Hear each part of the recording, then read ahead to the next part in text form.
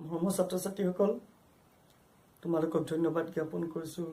তোমালোকে সুন্দৰভাৱে মোৰ চেনেলৰ দ্বাৰা শিক্ষা গ্ৰহণ কৰাৰ কাৰণে আৰু মোকো তোমালোকে উৎসাহিত কৰিছা আৰু ময়ো তোমালোকৰ কিছু সমস্যা সমাধান কৰি দিবৰ কাৰণে চেষ্টা কৰিছোঁ। এইখিনিতে তোমালোকক আৰু এটা ধন্যবাদ জনাওঁ। তোমালোকৰ মাজৰ বহু কেইজন ছাত্ৰ ছাত্ৰীয়ে মোৰ ইউটিউব চেনেলৰ ছাত্ৰ ছাত্ৰীয়ে মোৰ স্ক্ৰীনত দিয়া হোৱাটছআপ নম্বৰটিত মই যিবিলাক সমস্যা তোমালোকৰ আগত ৰাখিছোঁ সেইবিলাকৰ বিষয়ে মোৰ লগত পোনপটীয়াভাৱে যোগাযোগ কৰিছে। তাৰ কাৰণে মই তোমালোকক ধন্যবাদ জ্ঞাপন কৰিছোঁ। আৰু স্থানাংক জ্যামিতি ইতিমধ্যে তোমালোকক বহুকেইজন ছাত্ৰ ছাত্ৰীয়ে মোৰ পৰা শিকিব বিচাৰিছে। মই তোমালোকক কওঁ, মই তোমালোকক স্থানাংক জ্যামিতিও পঢ়ুৱাম।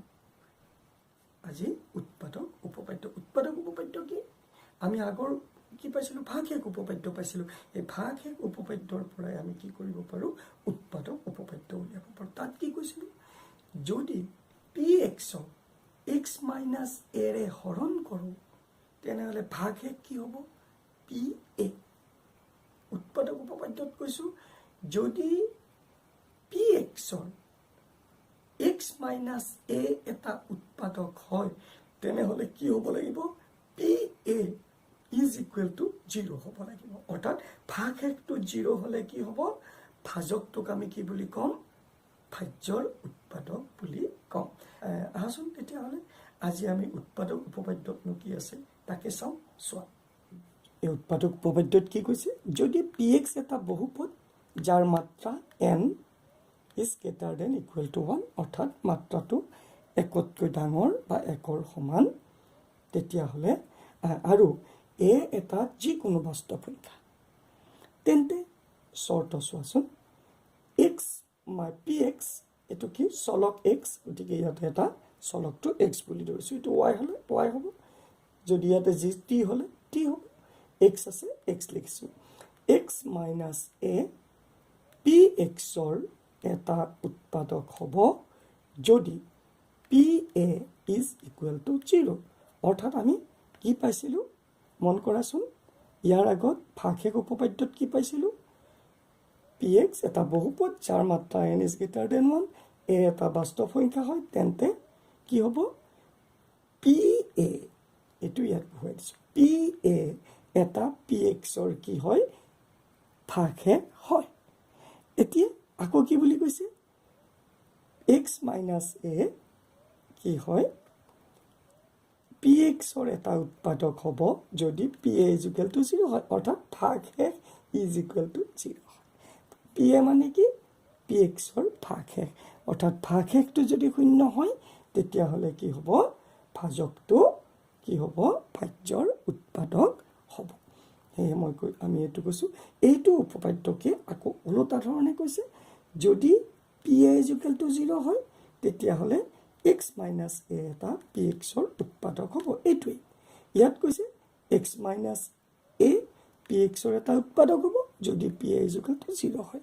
এবাৰ ওলোটাকে কৈছে P A is equal to 0 হ'লে এক্স মাইনাছ এ কি হ'ব? পি এক্সৰ এটা উৎপাদক হ'ব। Very simple. আমি কেইটামান কি লওঁ? সমস্যা লওঁ। এই উৎপাদক উপপাদ্যটো পঢ়া কিছুমান সমস্যা কৰিম বুলি কৈছোঁ। সেইটো ব্যৱহাৰ কৰি কিছুমান সমস্যা চাইছোঁ।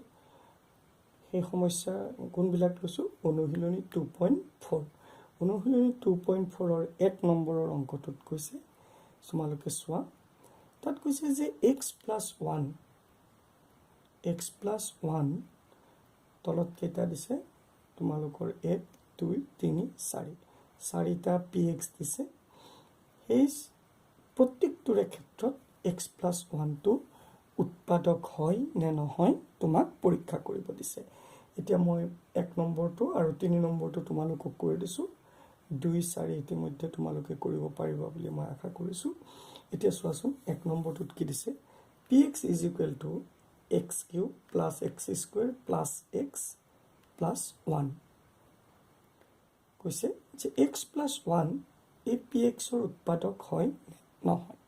ইয়াৰ কাৰণে আমি কৈছোঁ এক্স মাইনাছ এ পি এক্সৰ এটা উৎপাদক হয় তেনেহ'লে P A is equal to কি হ'ব লাগিব 0 হ'ব লাগিব অৰ্থাৎ আমি x প্লাছ a কাৰ লগত তুলনা কৰিম x মাইনাছ a ৰ লগত তুলনা কৰিলে a ইজ ইকুৱেল টু কিমান হ'ব -1 হ'ব এতিয়া আমাৰ দ্বিতীয় ষ্টেপটো কি pa নিৰ্ণয় কৰা pa টো আমি নিৰ্ণয় কৰি লম pa অৰ্থাৎ য'ত x আছে তত a বহুৱাম অৰ্থাৎ a মানে কি বহুৱাম -1 বহুৱাম এতিয়া চোৱা p -1 is equal to x অৰ্থাৎ -1 দিছো বেলেগ একো কৰা নাই x cube -1 cube x square -1 square plus x plus -1 plus 1 plus 1 এতিয়া আমি জানো যদি ঋণাত্মক চিহ্নৰ ওপৰত যদি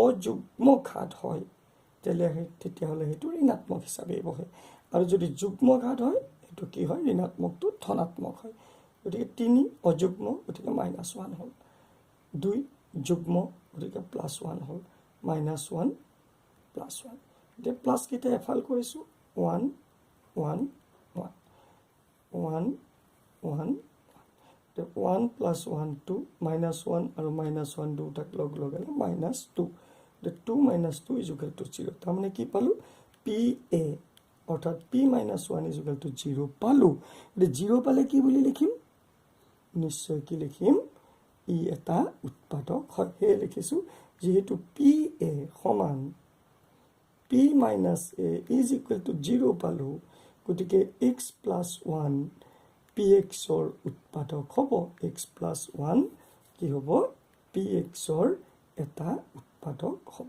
বুজি পাইছো ইয়াৰ পিছত মই তোমালোকক 3 নম্বৰটো কৰি দেখুৱাব বিচাৰিছো 3 নম্বৰটো চোৱাচোন 3 নম্বৰটো চালে আৰু ক্লিয়াৰ হৈ যাব চোৱা 3 নম্বৰটো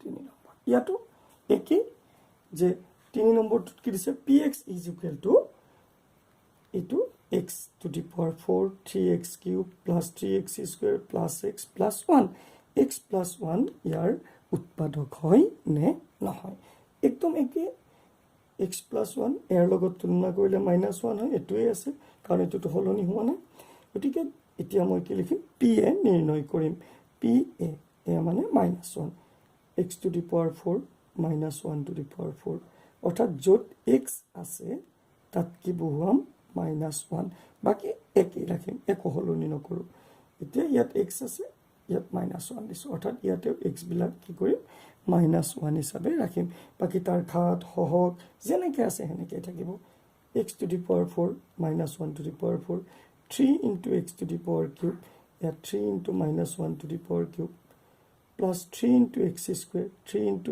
x square x মানে -1 plus x plus -1 plus 1 plus 1 এটা এইখিনি আমি কৰিলে আকৌ কৈছো যুগ্ম ঘাত যুগ্ম হলে ঋণাত্মকটো কি হ'ব ধনাত্মক হ'ব অযুগ্ম ঘাত ঋণাত্মকটো কি ঋণাত্মক হিচাপে বহিব 3 into 1 3 3 এটো যুগ্ম ঘাত ঋণাত্মকটো কি হ'ব ধনাত্মক হ'ব গতিকে 3 into 1 plus 3 -1 -1 plus 1 এটা ধনাত্মক এফাল কৰিছো ঋণাত্মক এফাল কৰিছো 1 1 3 অৰ্থাৎ 1 1 3 ধনাত্মক ঋণাত্মক -3 -1 গতিকে চোৱা এই ধনাত্মক কেইটা যোগ কৰিলে কিমান হ'ব 5 3 1 1 আৰু এই ঋণাত্মক কেইটাকো যোগ কৰিব লাগিব -3 -1 3 1 4 ঋণাত্মক চিহ্নটো আগত 5 - 4 is equal to 1 এটো শূন্যৰ সমান হ'বনে নহয় সেইকাৰণে লিখিছো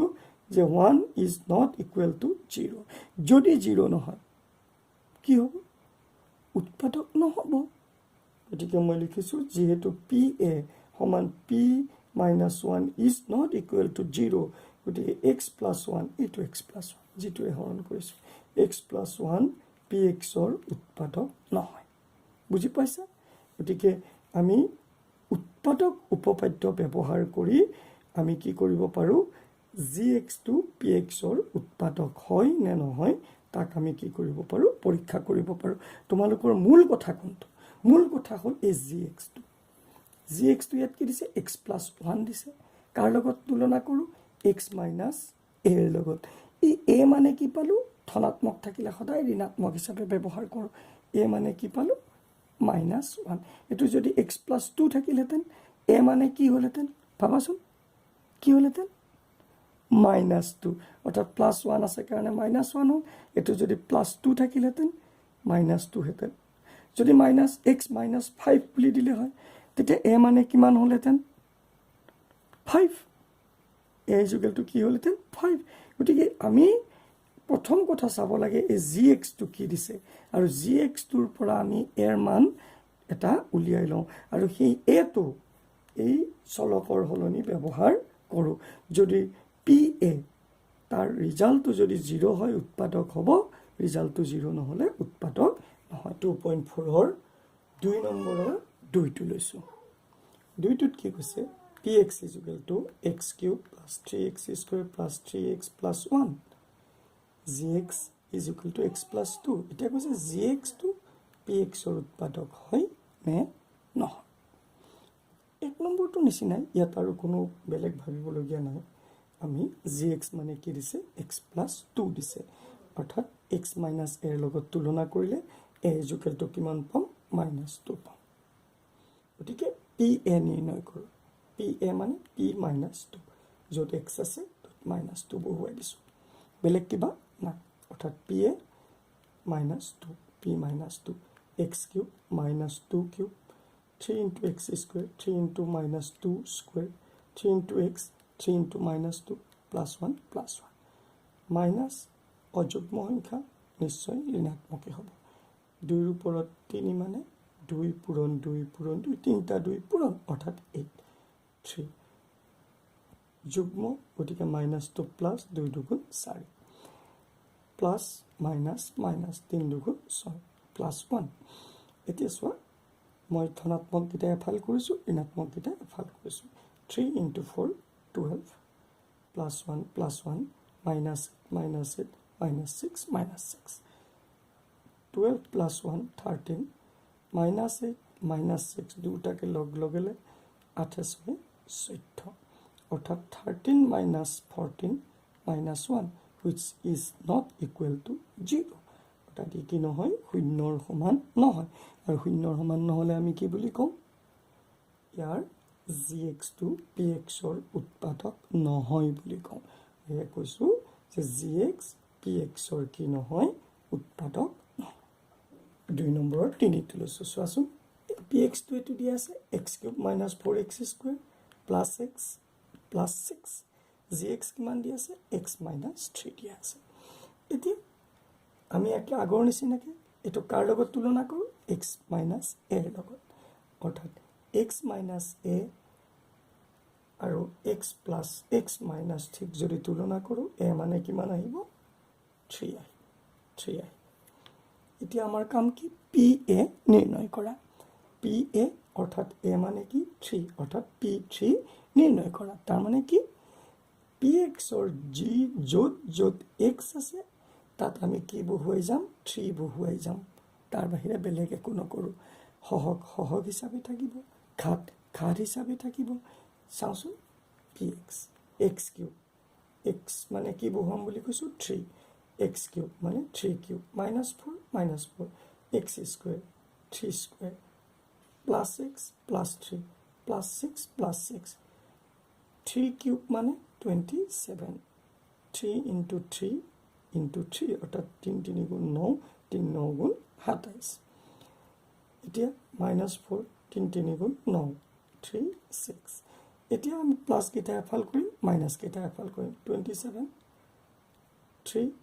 6 4 × 9 36 মাইনাস চিন এইকেইটা যোগ কৰি 36 হ'ব এটো কি হ'ব 36 হ'ব 36 - 36 = 0 অৰ্থাৎ pa = কি পালো 0 পালো তাৰ মানে আমাৰ কি হয় gx টো px ৰ উৎপাদক হয় 2.4 ত যিকেইটা সমস্যা দিছিল তাৰে কিছু আলোচনা কৰিলো আৰু পৰৱৰ্তী সমস্যা কেইটা মই পৰৱৰ্তী খণ্ডত তোমালোকক সমাধান কৰি দিম